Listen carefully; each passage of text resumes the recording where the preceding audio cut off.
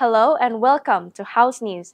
In this episode, we will present to you the latest information coming from the House of Representatives of the Republic of Indonesia. Before we get started, here are some news headlines for you today. The newly inaugurated House of Representatives member will have 13 commissions, 2 more than the previous term to accommodate the planned cabinet expansions in the new administration. The House plans to be more effective in fulfilling its function and responsibilities by improving the role in finalizing laws, especially carryover bills from the previous period. Women's representation in Indonesian Parliament for the 2024 to 2029 period has increased to its highest level in history. 65 Indonesian citizens have fled Lebanon since early August amid intensified Israeli military offensive in the country, with 25 of them have arrived in Jakarta. The Bali Immigration Office has begun operating automatic immigration checks or autogates in the initial stage at I Gusti Ngurah Rai International Airport. Speaker of the House announced the increase in the number of commissions within the House. This agreement was reached at the first leadership meeting and consultation meeting held after the Speaker and members' inauguration. In a press conference, Speaker of the House Dr. Ana Rizka Puan Maharani explained, the increase in the number of House Commission is intended to match the next government plans, which are expected to include adding more ministries.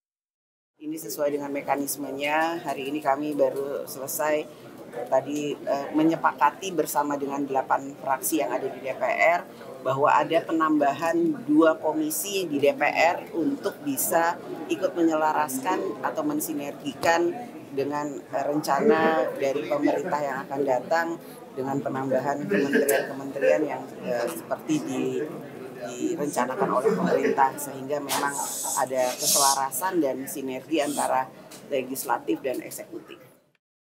Meanwhile, Vice Speaker of the House Sufmi Dasko Ahmad said, adding new parliamentary organs will change the divisions of work partners. The House is currently waiting for the government to announce the number of ministries that will be formed for the 2024 until 2029 period.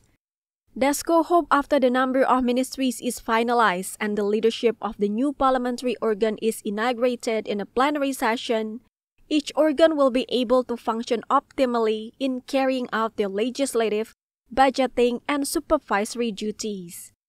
Ya, kami menunggu kementerian diumumkan terlebih dahulu, baru kami akan mengumumkan mitra-mitra dari masing-masing komisi yang tadi sudah dibamuskan, di rapat konsultasikan.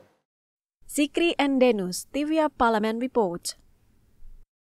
The leaderships of the House encourages all legislative committees to enhance their performance over the next 5 years to address carryover bills and support upcoming national legislative program. Member of the House Inyoman Parta said the legislative achievements of the previous parliament period were in line with its vision and missions to become a more aspirational institutions. For example, the cooperative law has not been adjusted to meet modern developments, including innovations and digitalizations. Therefore, in the 2024 until 2029, the House needs to be more effective in addressing public aspirations by producing high-quality laws, which includes finalizing carryover bills. Bahwa DPR ini akan lebih aspiratif, akan lebih terbuka terutama mendengar suara-suara publik, harapan publik, menjadikan DPR ini memang benar tempat untuk menyampaikan kegelisahan publik yang selama ini terjadi. Itu satu. Terus yang kedua, memang DPR di samping Between 2019 and 2024, the House successfully passed 225 bills. In addition, both of the House and the government mutually agreed to discontinue discussions on 5 other bills. As of now, there are 2 carryover bills from this period that remain unresolved. Adila and Rifki, TVA Parlemen Report. Women's representation in the House has grown by 2% compared to the last term. This increase is important because it allows women to promote issues affecting women and children. Their participation helps create public policies that are inclusive and sustainable. The result from the 2024 elections indicate 22% of the Indonesian parliament members is women. This means 128 female legislators are expected to serve in the House of Representatives. Member of the House Novita Wijayanti emphasized the need for women's representation in parliament to remove barriers that limit their political participations. This representation shows equal voice for all groups in society within a democratic framework. Harapan kita adalah 30%, bahkan bisa lebih. Tetapi capaian ini sudah membaik daripada periode sebelumnya. Banyak sekali perempuan memang masuk ke DPR beritikat dan berkeinginan untuk berjuang untuk kaum perempuan. Maka dari itu memang disitulah butuh inovasi, butuh kreativitas, butuh semangat tersendiri dari para perempuan untuk bisa bergerak bagaimana bisa mendedikasikan, bisa berjuang untuk para kaum perempuan dan anak-anak yang ada di Indonesia, khususnya yang ada di. Furthermore, Novita mentions female legislators will promote development initiatives that benefit the community. Their efforts will include supporting social assistance programs, prioritizing the constructions of sanitary facilities for housewives, and implementing house renovations programs designed for underprivileged communities. Adila Endodi, TVR Parlemen Report. After the break, we will bring you more interesting updates, only on House News.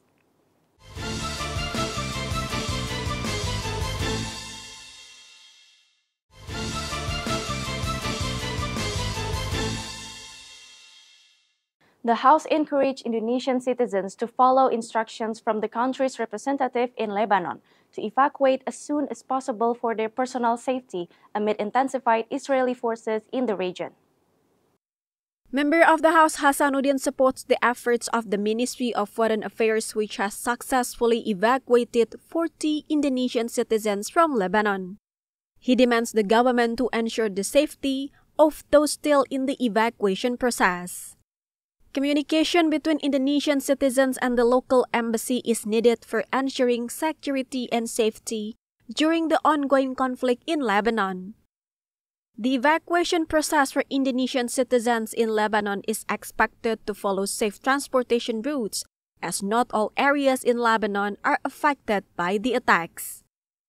Situasi keamanan di Lebanon itu tidak lebih baik, jadi eskalasinya naik, ya. Masih ada sisa-sisa warga negara kita yang ada di sana, yang karena pekerjaan, tugas, atau masih di kedutaan besar. Supaya mereka benar-benar dijamin sehat, selamat, ya, keluar dari wilayah itu dan kembali ke Jakarta atau mungkin ada di tempat-tempat yang aman di sekitar sana. Kalau eskalasinya itu semakin naik, ya sebaiknya jangan ambil risiko. Kita minimalkan risiko itu dan lebih baik geser keluar. The Ministry of Foreign Affairs has confirmed 65 Indonesian citizens have been evacuated from Lebanon in several batches as of October 2024, amid the worsening security situations in the country due to tensions in the Middle East. The Indonesian embassy in Beirut has raised the emergency alert level for all Lebanon since August. This decision expanded the previous focus, which was limited to just the southern parts of the country since October last year. Helmi and Rifki, TVR Parlemen Report. Tourist numbers in Lombok have been decreasing. Therefore, the House emphasizes the importance of collaborative efforts between the government, the private sector, and the community to fully optimize Lombok's tourism potential. Member of the House Muhammad Hekal urged tourism-related state-owned enterprises under the In-Journey Holding Company to work together in promoting Lombok's natural and cultural tourism.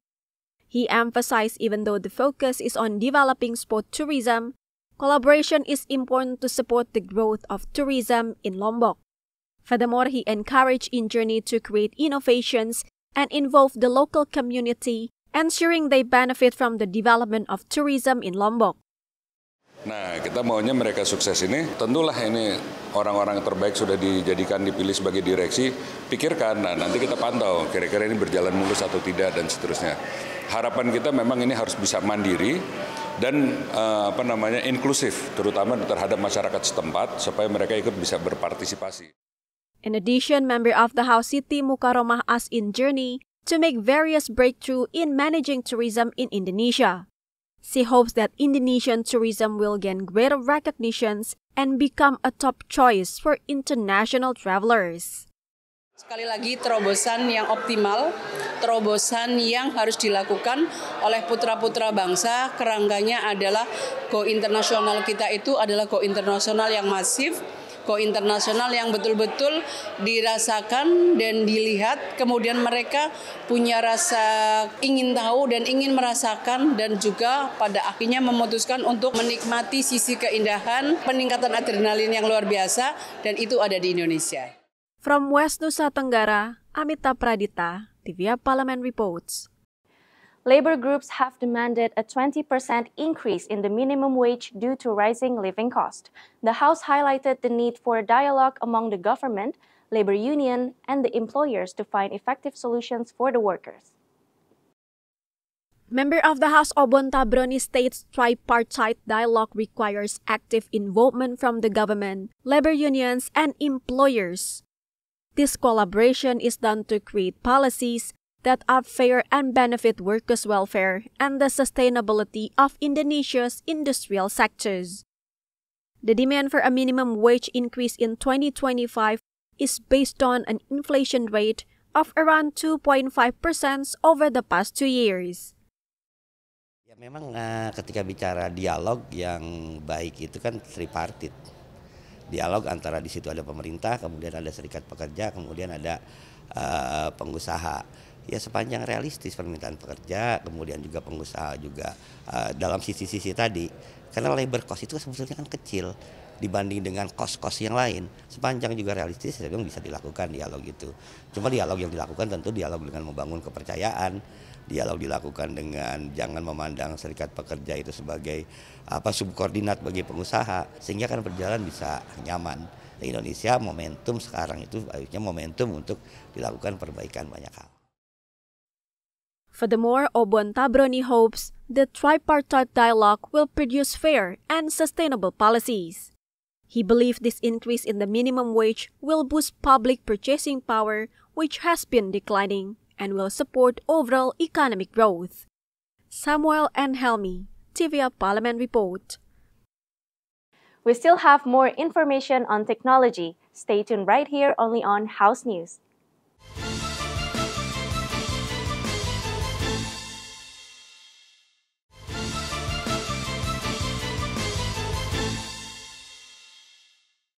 The government has shortened the duration of immigration services for Indonesian and foreign nationals at I Gusti Ngurah Rai International Airport, Bali, for several minutes to 25 seconds with an auto-gate facility. The management team at I Gusti Ngurah Rai International Airport has confirmed that the installations of auto-gates across terminal is now complete. With the auto-gate facility, the immigration inspection process only takes 15 until 20 seconds per person. This is a good breakthrough to smooth immigration inspection traffic, becoming more effective and efficient. The auto-gates can be used by the vast majority of airport users, including Indonesian passport holders. Tourists who have been granted an e-visa in any category, including the e-visa on arrival, are eligible to use the auto-gates on arrival and departure. However, for those who do not wish to use the speedy auto-gates, there will be staff immigration counters open as per usual. These counters are also the go-to queue for arrivals in Indonesia who have not been granted an e-visa.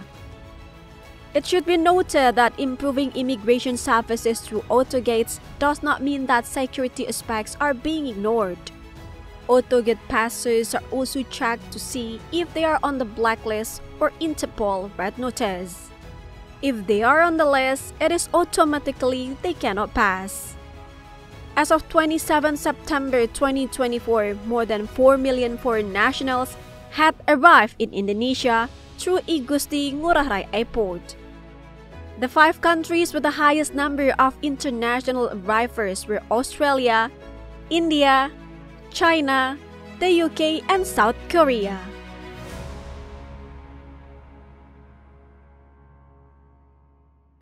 Meta, the parent company of Facebook and Instagram, has officially launched the first augmented reality glasses called Orion. After 5 years of development, Orion provides users with a seamless connection between the digital and physical worlds. Meta believes that people shouldn't have to choose between accessing a world of information and being fully present in their surrounding. This vision has resulted in what Meta calls the most advanced AR glasses to date. Meta claims that Orion will close the divide between the real and virtual, allowing users to remain connected and empowered in both spaces. Augmented reality glasses have existed for years, and Meta is not the first company to dive into this technology. There are 3 key reasons why AR glasses like Orion represent the future of human-centered computing. First, they offer more immersive experience than smartphones, as they aren't restricted by screen size. Second, the glasses use contextual AI, which can interpret the user's environments and provide assistance before it's even requested. Finally, Meta emphasizes that Orion's lightweight design makes them convenient for daily use. Despite being in the early stages, Meta has expressed confidence in Orion's potential based on the glasses' current capabilities. Orion is powered by Meta's AI assistants, which can detect a user's surroundings and provide helpful suggestions. For example, if someone opens the refrigerator, the AI can recommend recipes based on available ingredients. The glasses also allow users to take video calls while performing other tasks. As expected, Meta has confirmed Orion will support apps like WhatsApp and Messenger, with plans to further improve these features over time. Tesla has announced a brand new electric vehicle called the Cybercab. As global concerns about urban congestion and environmental impact intensify, Tesla hopes the vehicle will transform the landscape of urban transport. At Tesla's recent event in California, CEO Elon Musk introduced a new electric vehicle called the Cybercab. This innovative vehicle is specifically designed for self-driving and does not have a steering wheel or pedals. The Cybercab features a futuristic design with butterfly doors and provides seating for 2 passengers. It charges wirelessly through inductive charging, eliminating the need for plugs. The Cybercab aims to enhance urban transport and is expected to be safer than traditional human-driven vehicles. However, it will need approval from regulators before it can go into productions. While the vehicle promises impressive technology, experts have raised concerns about its technical challenges and the regulatory challenges it may face. Despite the excitement around the Cybercab, Tesla is currently behind competitors like Waymo and Cruise, which have completed extensive testing of their driverless vehicles. Additionally, Tesla's share price fell by 9% following the launching, including declining sales and increasing competitions from other companies, especially from emerging Chinese brands. The Cybercab will be priced below $30,000. It is expected to be in productions before 2027. If successful, the Cybercab could transform urban transportations by reducing traffic congestion and pollution. However, integrating autonomous vehicles into cities will require changes to infrastructures and urban planning. The rise of robotaxis could also impact jobs in the transportation sectors, leading to potential pushback from the workforce. And that's House News for today. Thank you for tuning in, and I'll see you on the next episode. Bye-bye.